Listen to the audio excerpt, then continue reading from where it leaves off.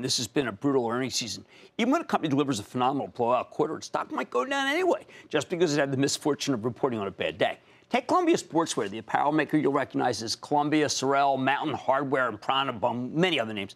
Last Thursday, this company reported a monster top and bottom line beat, and management even raised their full-year forecast substantially for the third straight quarter in a row. Yet what happened? Well, Columbia's stock sold off the next day, pulling back about 2% because Friday was such an ugly session.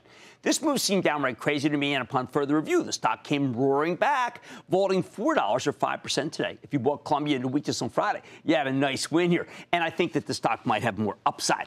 But don't take this from me. Let's dig deep with Tim Boyle, the president and CEO of Columbia Sportswear, get a better sense of the quarter and where the company's headed. Mr. Boyle, welcome back to Mad Money. Jim, it's great to be with you.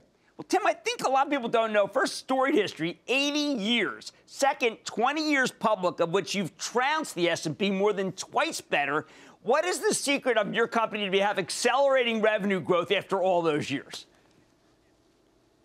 Well, you know, it's a company that's controlled by the family, but it's a publicly held company, and we take our obligations to our shareholders very seriously. We have an enormously strong management team that we've continued to improve.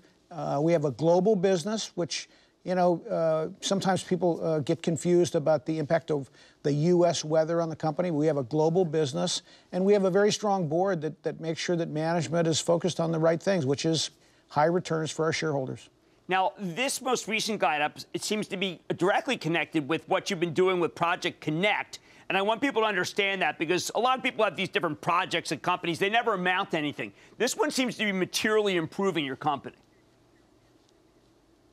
Well, you know, when you've been in business 80 years and been a public company for 20, and then the business has really changed from being a local domestic distribution company to a global company, you develop habits, workarounds, activities that don't bring the business forward. So we spent really the last 18 months on this project internally called Connect, which is an opportunity for us to streamline the business, to really bring it into the current time and make sure that we're set up for efficiently running a big business. And frankly, the returns have been quite good. We're just now starting to see those returns, and we expect that the 2019 and 20 and beyond will really be where we find significant savings and significant improvements in the business efficiencies. Now, you do talk in your conference call about the $200 billion round of tariffs. Today, we heard that the president's talking about how he has to put tariffs on everything if the Chinese don't come to the table and give in. You've got a big business in China, and you also source from China. Only 10% of your total imported value into the U.S. is from China. But what would it mean if the president put tariffs on everything that we import from China? What would it mean for Colombia? What would it mean for world trade, you think? Well, let me first talk about what it would do for Colombia. So we have a global business. You know, in the high 30% of our total business is outside the U.S. We have a big business in China. I think it would hurt our Chinese business. Our U.S. business is, as you said earlier, is supported by products sourced from all over the world. But I think it would do significant damage to the U.S. economy to have that kind of impact on tariffs. You know, our categories of merchandise, apparel, footwear, are already some of the most heavily tariffed in the United States and really in the world. And we find that one of our strengths is navigating these significant tariffs in order to make sure that we offer consumers the best product at the best price. But when you throw tariffs on a sourcing country like China that's so important for the rest of the world and so important for the U.S., there's no way it's going to mean anything other than higher prices for consumers in the U.S. Okay.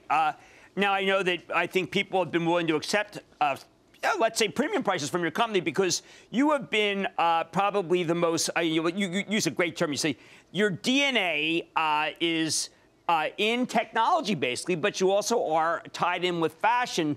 This has been a winning formula for you guys. How important is just thought influencers like the Omni Heat 3D gets recommended by Outside, by Gear Junkie? These allow you to charge a premium price no matter what, don't they? Right. So again, this business has very low barriers to entry. The apparel and footwear business are easy to get into, so you have to be able to differentiate yourself. So, we use lots of developed innovations, technologies that we've developed in-house with our team of scientists that really work heavily on solving problems for people who like to spend time outdoors. Now, that coupled with my mom, that nobody can replicate, has really been a winning formula for the company. I got it. You can't leave it at that. Just tell people about your mom, because they'll be saying, what is he talking about? He's a businessman. Please tell us. Well, our company was founded by my grandparents, and my mom and I took over the business when my dad died. It was a tiny little business. Frankly, the year my dad died, the company was doing $1 million in business. The next year, my mom and I took it over. We went to $500,000. And we struggled mightily, but we had some big help from our neighbor here in Portland. We had one of the early employees at Nike helped us on a board of advisors that helped us find our way. And, we've really been able to build the business basically using the formula where we design and market from Portland, and we distribute globally, and we source globally. And that's really been about expanding the unique points of differentiation for the company, which, frankly, have been our innovations and our styles and my mom. Well, look, congratulations on 80 amazing years and 20 years public, where you've more than doubled the S&P. Great to speak to you. That's Tim Boyle, Columbia Sportswear President and CEO, a remarkable company, a technological apparel marvel. Mad Money's back into them. Booyah! Jim Cramer here from Mad Money. Thanks for watching CNBC on YouTube. Click here to subscribe and get the jump on my exclusives with CEOs, plus market news, investing advice, and a whole lot more.